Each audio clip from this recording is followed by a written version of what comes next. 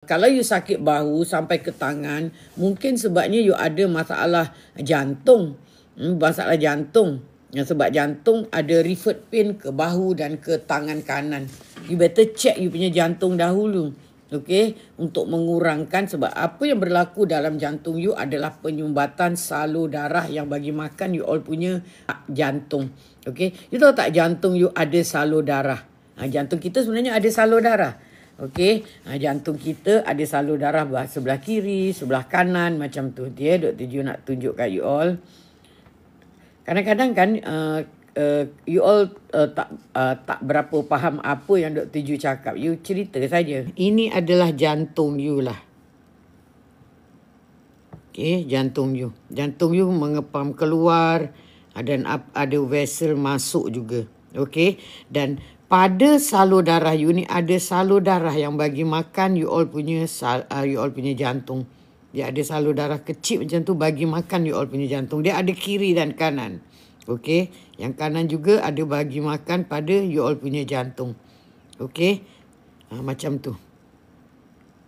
Okey, jadi jantung kita terdiri daripada otot-otot. Sebenarnya otot-otot ni pun perlu makan. Jadi dia ambil makanan daripada salur darah yang pergi dekat jantung you ini.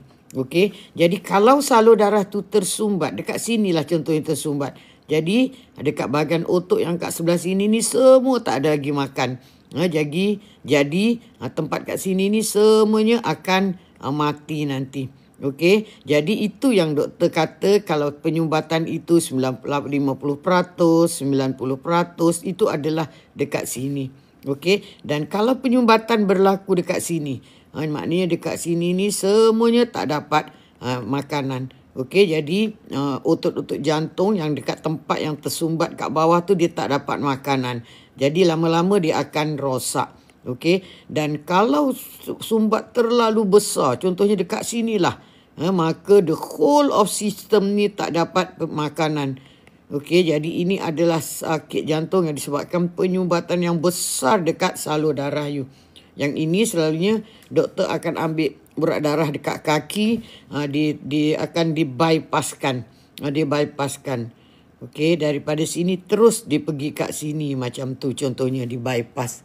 Okey, itu adalah sakit jantung yang berlaku pada orang-orang selalunya.